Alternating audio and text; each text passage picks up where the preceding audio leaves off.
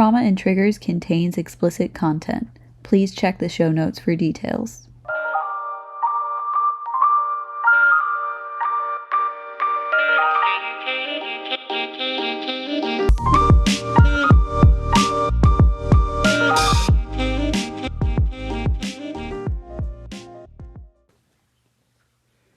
Shooby-dooby-doo.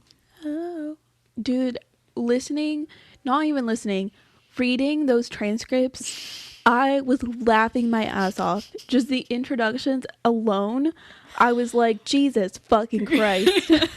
What do we say out loud to these people?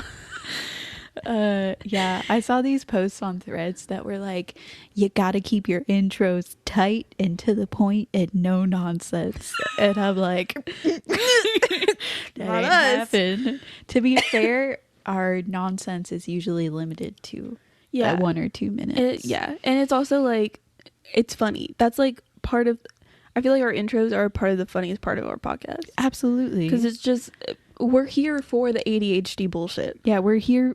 Get in here for the rambling intros. That's what I want. I don't care about the subject. It's funny. It's all about us. So welcome to Trauma and Triggers. Hi, guys. We are recording. I'm not sure if you knew or not. I did not. Okay. I've lately had fun just surprising Audrey, being like, so we're recording. My name is Sabrina. And I'm Audrey. She's currently adjusting her hair. Oh, I apologize. Yeah, today we're talking about our favorite topic, BDSM. BDSM. I was It's trying to think of like a funny like acronym for BDSM that's not the actual acronym. Yeah. I can't do that off the dome. That's not gonna I was work. ironically trying to do the exact same thing. I was like, bada bada bada. The bada It's bada not coming to me. Not today. Yeah, this is Audrey. This is, one of the topics that really. Why did you just introduce me? Yeah, this is Audrey. No, I was trying to do a different sentence. Okay. I was about to say, yeah, this is Audrey and my favorite topic. Instead, started a new sentence. That's fine. Go ahead. Before finishing. I feel like our friendship went to a different level when we started openly talking about sex. Yeah. Because there was a time I remember where I was like, I'm not going to make her uncomfortable talking about my nasty sex life. And I was like, bitch, I'll eat it up. Yeah. Please do. And then one day I was like, girl, can I tell you something sexual in nature? Yes. Not to seem too excited, but this is one of my favorite things to talk about. Yeah. And it's such a like taboo thing. Yeah. That people like tiptoe around it. And I'm like, tell me your dirty, nasty secrets. Yeah. I want to know.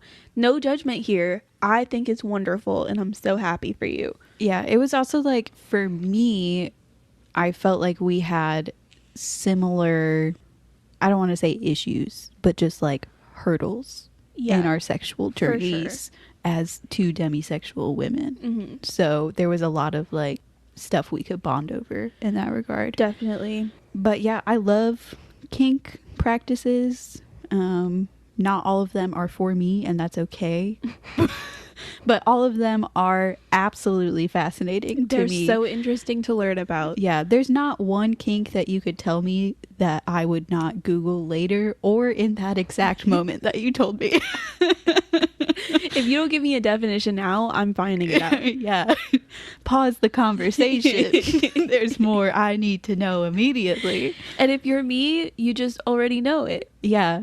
There's been like a handful of times that somebody's told me about a kink that I didn't know about already. Yeah. And I like that happened maybe once or twice. Yeah. There's a lot of stuff like I know about on a surface level, and then like recently the whole hookow thing has become more popular, and I'm like seeing it everywhere, so I'm like learning a little more about it. But I was familiar with it. I didn't know what it was. Yeah. Like I just am aware of too many things on the internet. Yeah. And like, I don't, it's such a weird thing to be like, yeah, I'm a dictionary for kinks, but I kind of am. And you should be proud of it. I want to get you a shirt that says that. I'm a dictionary for kinks. And it's like, I'm also not into all of them. Most of them, not most of them. I'm into a lot of things, but like a lot of them I wouldn't do. Yeah. Just because there's so many. there's so many things people can turn into a kink. Yeah. The kinks that frustrate me are the ones I don't understand. I know you're wanting to get in the topic, but this is also my podcast. I don't care. I mean, I don't care if we keep talking about something different. That's what I not meant. matter to me. But the kinks that I don't understand, like the one that made me really mad was just the watching other people pee one that we talked about a while ago. It's just like, just have it on you. Like, I don't get just like watching somebody pee over there. I mean, voyeurs exist. Yeah, but the way that it was described in the Reddit post was like, I don't know. It wasn't like a sexual thing. It was sexual for them, but it wasn't like somebody showing off peeing for them.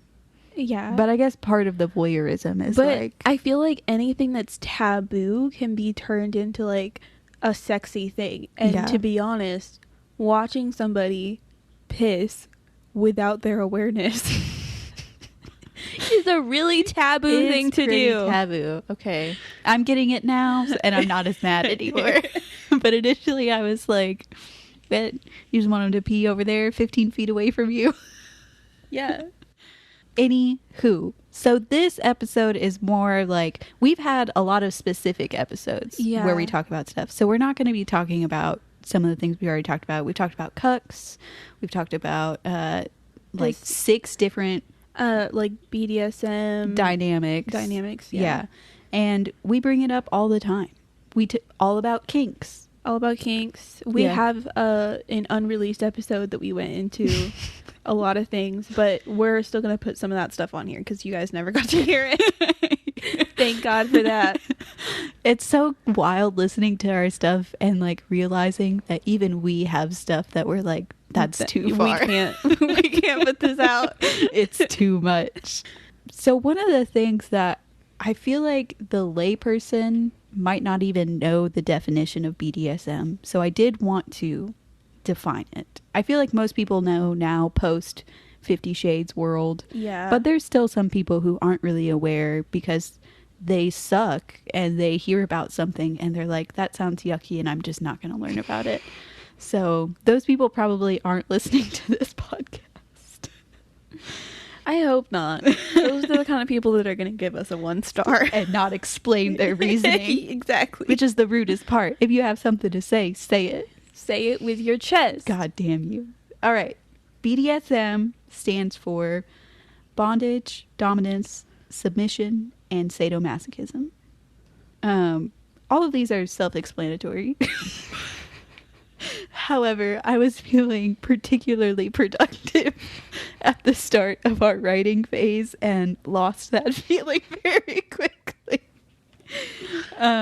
So bondage is interesting because I think when people think about it who aren't in the kink world, they just think of like handcuffs and ropes. But there's lots of different types of bondages. One of the ones that fascinates me the most is like the people who like to be wrapped up in like plastic wrap. I knew you were going to say that. There's something about it where I'm just like, I couldn't do it because for me, being overheated and like being sweaty and all of that is just too much. And I get way too overstimulated by stuff like that. I can't imagine just being strapped to a table by only plastic cellophane. Yeah, but I mean, people love it and I'm happy for them, but I also can't relate to that. No. I'm not interested in that. Also, I feel like when I think of restrictive clothing, I think of, what are those?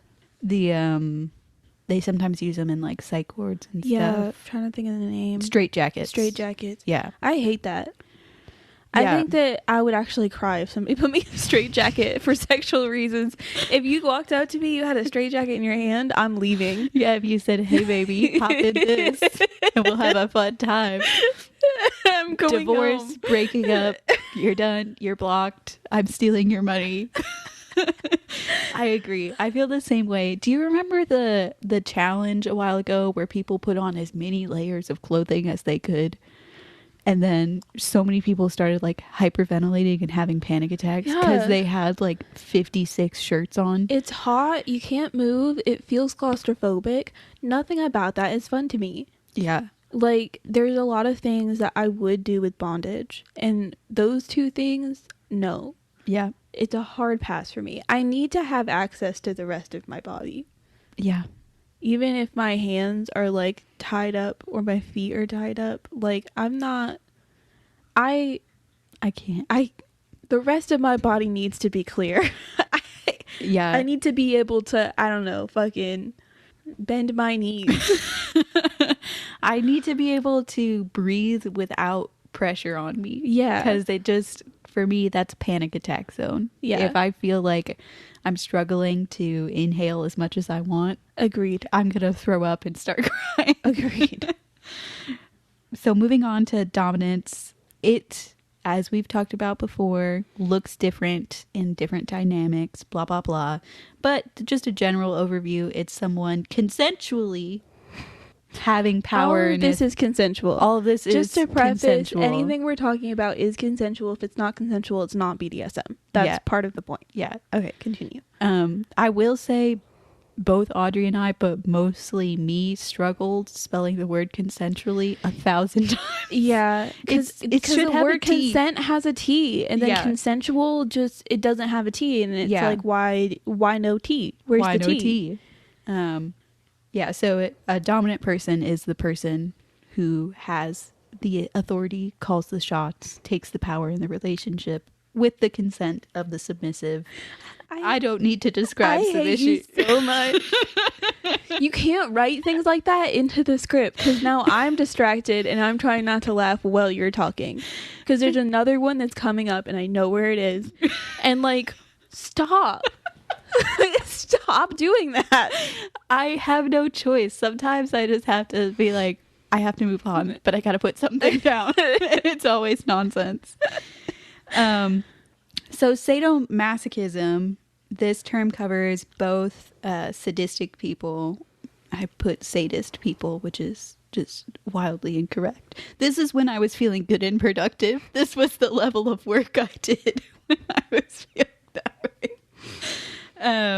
So sadists are people who derive sexual pleasure from inflicting pain. Masochists derive pleasure from receiving pain. This can also be like, you know, humiliation and other stuff, not just like physical pain. Yeah. There's other types of sadists. Interesting fact, a little history for you, shoving down your throat. The term sadism or sadist comes from a French author, the Marquis de Sade. He was also a terrible person and a violent sexual sadist and murderer. Love that. But yeah, that's just where it came from. We can't always choose where things come from. A lot of things people enjoy come from a very terrible background. Yeah, I agree. That is what it is.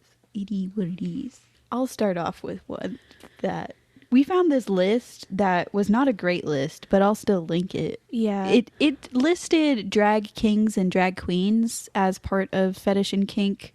I don't think that's appropriate. It also listed furries as that. I also don't think that's appropriate. Yeah, there was a lot of things on there that I was like, this is weird. And there were a lot of things that were like definitions that didn't need to be definitions. Yeah. Like pussy torture. We know what it is. We got it. Thanks. Yeah. Like, you didn't have to explain that one. That was so funny. But this one, I hadn't heard this term before. I have, you know, I'm familiar with the concept. But a boot black is a person who specializes in polishing and or spit shining boots as part of play for the love of the craft and or as a way to give back to the kink community. My understanding, this is with the mouth, most of it. Yeah. I want to say that specializing in this particular thing is a crazy statement to have. You gotta go to college for a decade. Specializing, you don't... Mama, write your thesis.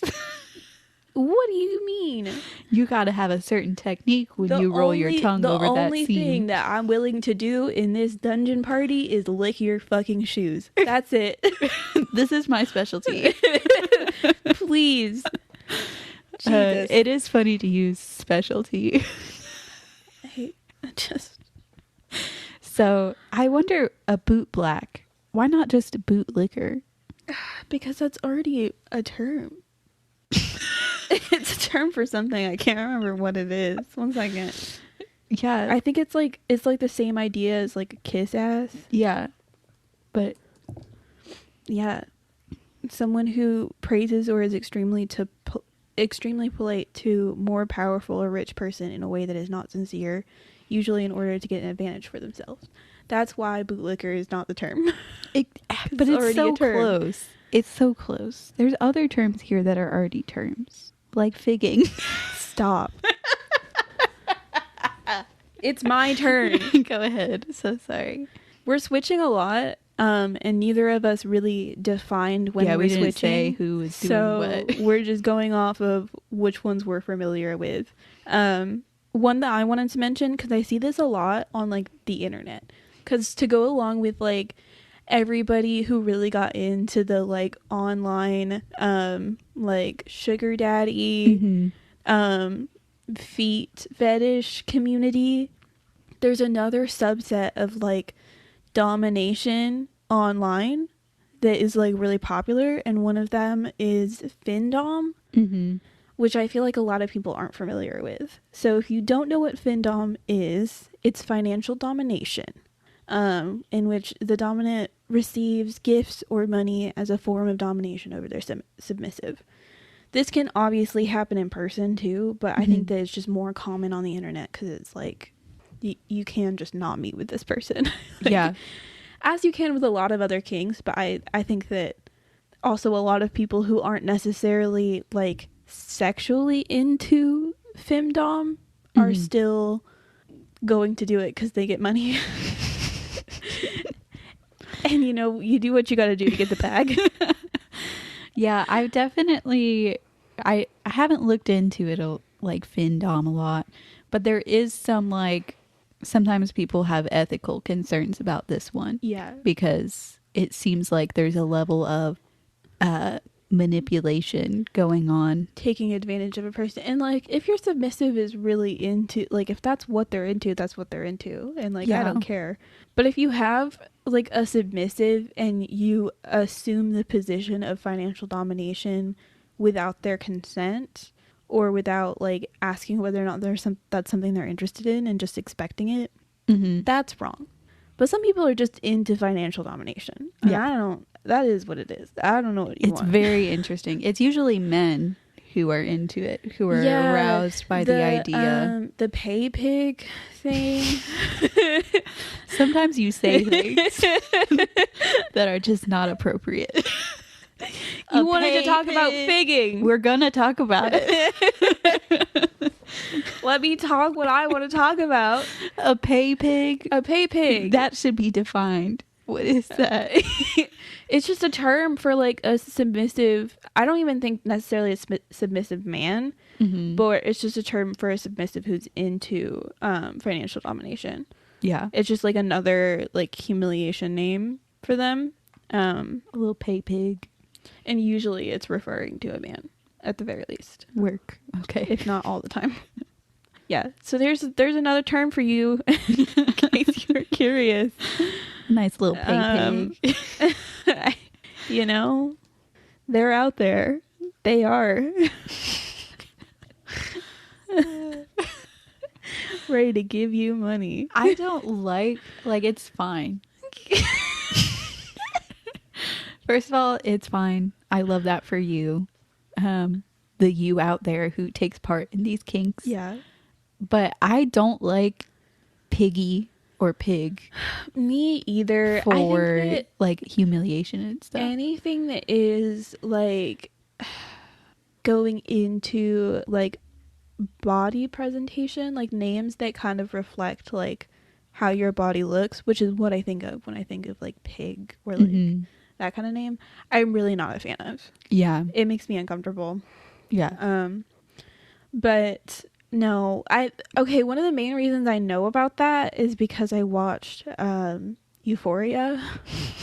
And in the first season, one of the main characters like literally just starts being a findom out of nowhere. And the guy that she was getting money from was he just went by that. Pig. Okay, so on this list there are a number of names for a submissive who's into financial domination. Money slave, a fin sub, pay pig, human ATM, or cash piggy.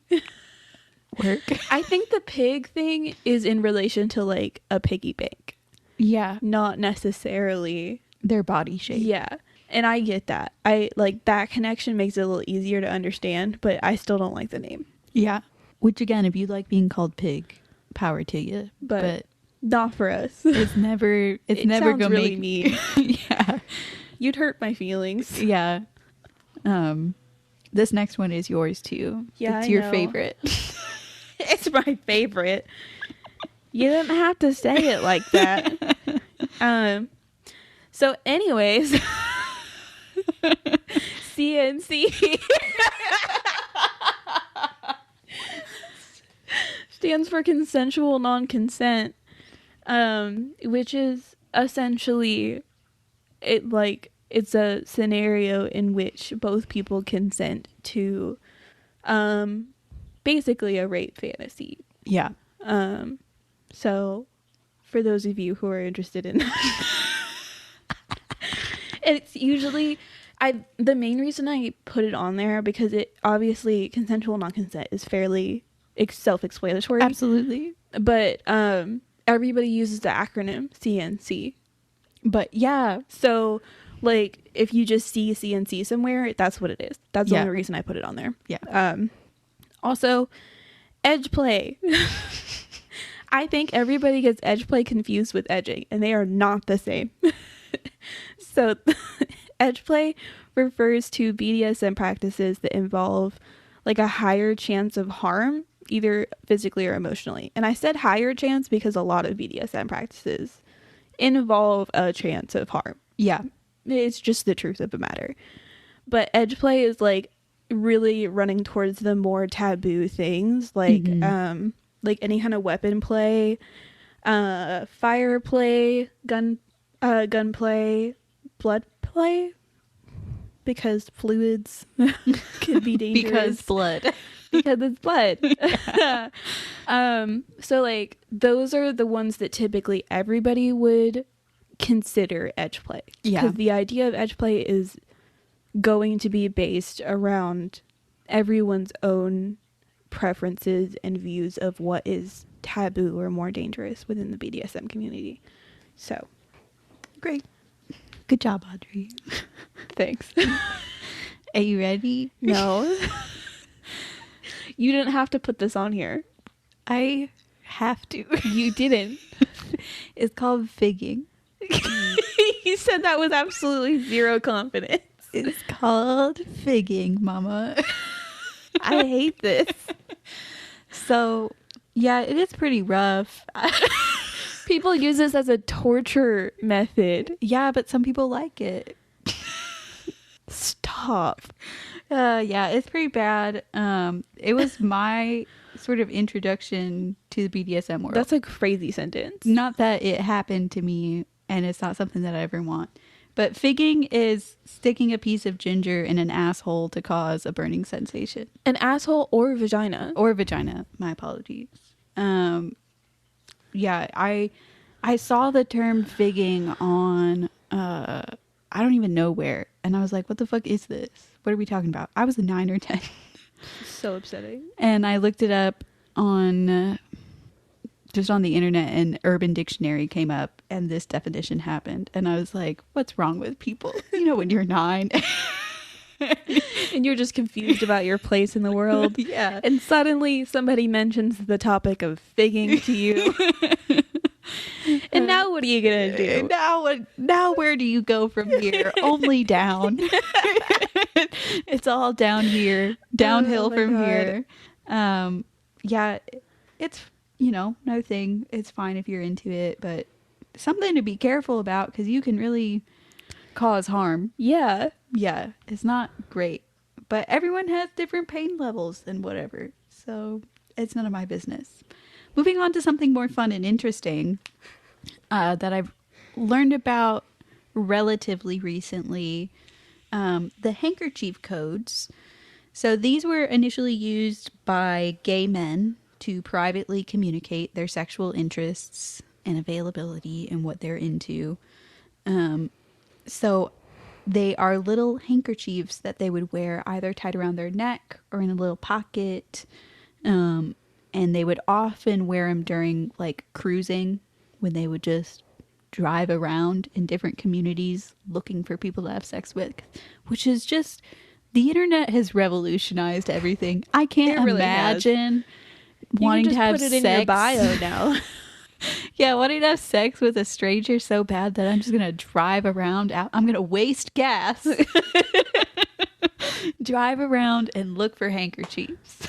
No, ma'am. Crazy. But the code has kind of been adopted by the BDSM and kink community, but is still relatively prevalent within the gay men community. So here's what the different colors mean. Black means S&M, sadism and masochism. Dark blue means anal sex. Light blue means oral sex. Brown means scat. Green means hustler and prostitution. Gray means bondage. Orange means anything goes. Purple means piercing. Red means fisting. Yellow means pissing.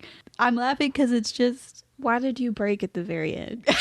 You passed by brown and scat with ease, and then you broke at the end. Here's what it is. I never thought this would be my life. I never thought I would have a best friend. I didn't realize I would be sitting here today. Yeah, when I was 9 and I heard about figging, I didn't realize it would lead to this. Saying anal sex, oral sex, scat, all down the list to my best friend, recording it for the public. What gets me is orange. Orange is just whatever. Why is orange the color that anything goes for? Why would orange be the color? I guess because everything else has been taken. That's a bad reason. There's nothing else that you Why can not do. Rainbow? I guess because hate crimes. That's also the pride flag. That too. I think the whole point of this is to be private, so I guess wearing a rainbow is probably not the right thing to do. Yeah. That's funny though. I just wonder what it was like to be gay in the 80s and just walking around on the street at night with your handkerchief. Any gay man out there knows you're into scat just walking down the street. Yeah. And what if you approach somebody who just has a handkerchief? Oh my God. How horrible would that be? They're just like, my mom gave me this nice handkerchief and I'm just wearing it in my little pocket. And I just am having a stroll at night. And they're like, hey, you want to get shit on? What the fuck? No, sir. No, sir. I imagine they probably tried to make sure. Yeah. Before there was probably a code, like a special phrase or something. Yeah. But it is interesting, just little stuff like that. For sure. It's also, there's a level of sadness there because they couldn't live their lives openly. But it is cool to see the ways that minorities adapt to exist in a way that makes them happy. Definitely. Speaking of gay, this isn't even a gay thing. top and bottom definitely came from the gay community. It definitely did come from the gay community, but now everybody just uses it interchangeably. That's true. Which is why I'm saying it in the first place, because I think that there's a lot of confusion. Everybody thinks that being at the top and being the dom is the same, and being a bottom and being a sub is the same. It's not. It's not the same. Stop saying that. It's also uninclusive to say that, because a lot of people are into a lot of things, and maybe a dom wants to get some CBT and that's technically bottoming. Yeah. That's true. Let's get into the topics, the actual definitions of these things. First of all, top and bottom, I do believe, came from the gay community in reference to which person would be taking it. You know. Yes. But now everybody uses it, so we have another definition for these terms. The top is typically the person who's doing the action. Yeah. And then obviously opposite, the bottom is the person receiving the action. That's as simple as it gets. Yeah. But when it comes to dom and sub, we've discussed this already. Doms are the ones that typically have control or authority within the scene or activity. Mm-hmm. And subs are the ones that are giving up authority or control in a scene or activity. So that's the difference. Yeah. You can be, power bottoms exist. Yeah. They that's do. True. They exist. You can be a dominant person and be a bottom. Mm-hmm. You can be a submissive person and be the top. Yeah. Those two things are not necessarily mutually exclusive. Yep. I think that's an important distinction to make. So this next one is not sexual. It's just something I've seen a lot on r/BDSM advice. Yeah. And I'm like, what the fuck is this? What are we talking about right now? It's munches. Munches is what it's called. Mm-hmm. And all a munch is a public non-sexual gathering of kinksters. Yeah. It's just, They're just getting together to have lunch. yeah, socializing, hanging out. But when you see it, at first I was like, man, This has to be an orgy. This has to be an orgy. Yeah. It's not. Having a munch at the Denny's? What? What do you mean? What did you do to that Is Denny's? this Yeah, but it's just kinky people hanging out and chatting and munching. Yeah. Not on each other, just on food. Just food. Only food. But I wonder, like, why munch? I guess because they're eating. A lot of the time they're probably eating. I don't know. I don't like it. All right. That's all. We don't get to choose everything. We don't get to have control Amen. over all of our things. That's so true.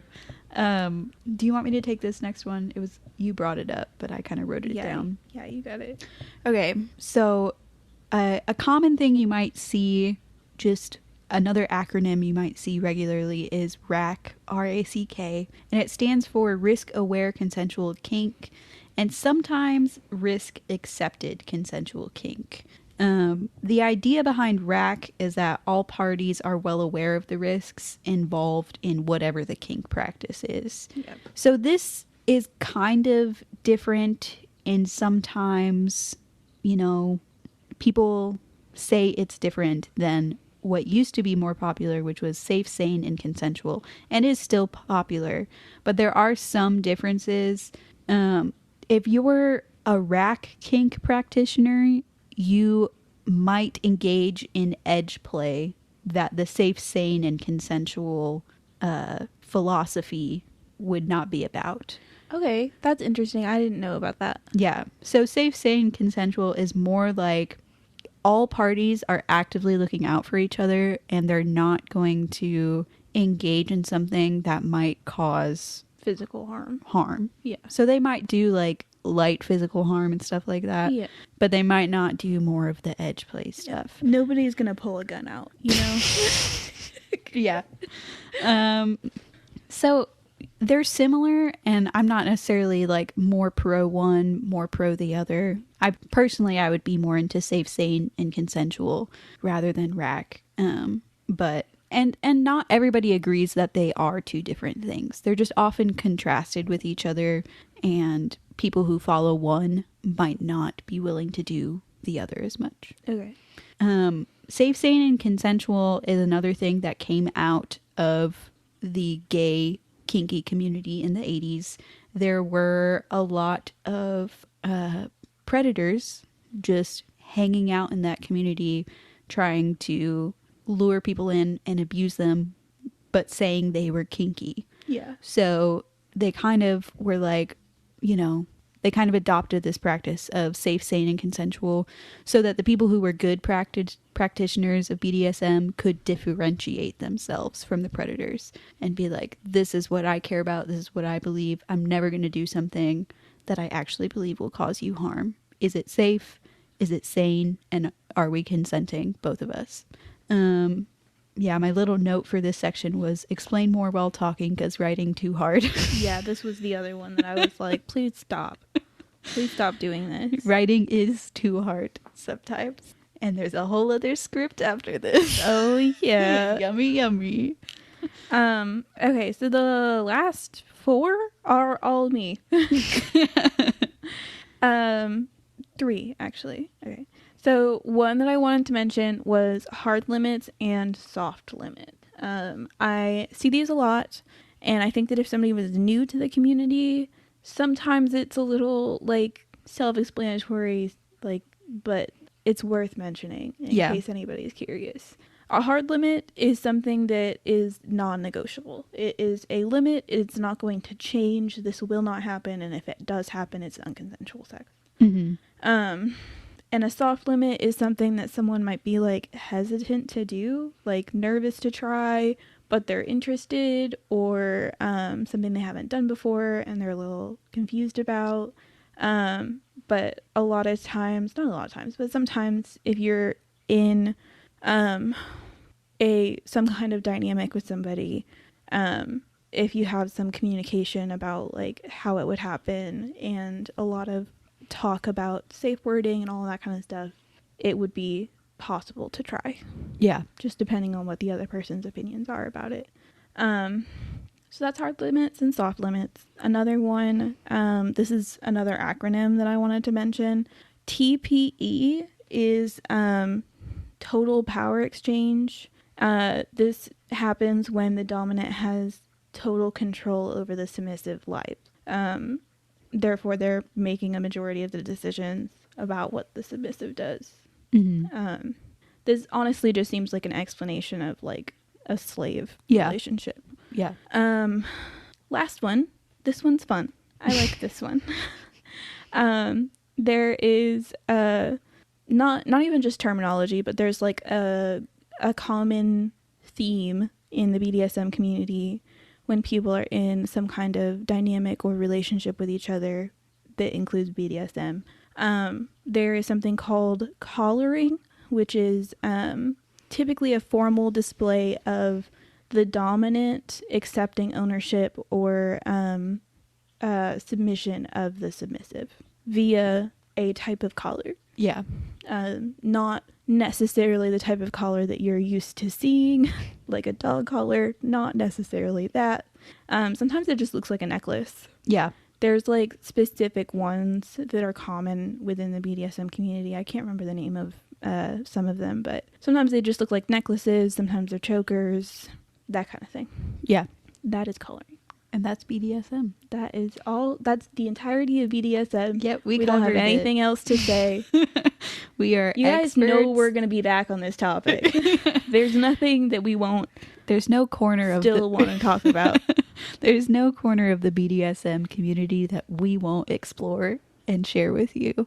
Yeah, I do want to, one day do some deep dives into particular kinks and stuff like that. I think that would be fun. It's just a fun, great topic. There's some that are just so fascinating to me that I feel like people don't talk about. Somnophilia, it's a great one. Great great one. I am really interested in the hook cows. The Hakaos. The mommy milkers and the mooers. Yeah. I want to see them. I want to know what they do on their everyday life. Tell me about it. Well, thanks so much for listening, guys. We hope you enjoyed this episode and are excited to become BDSM practitioners. Once you listen to this, you have to be a kinky person. Yeah, you have no choice. Yeah. You can't stay vanilla. It's not allowed. But yeah, if you are interested in, engaging with any more of our content, we also have an Instagram, a Threads, a TikTok.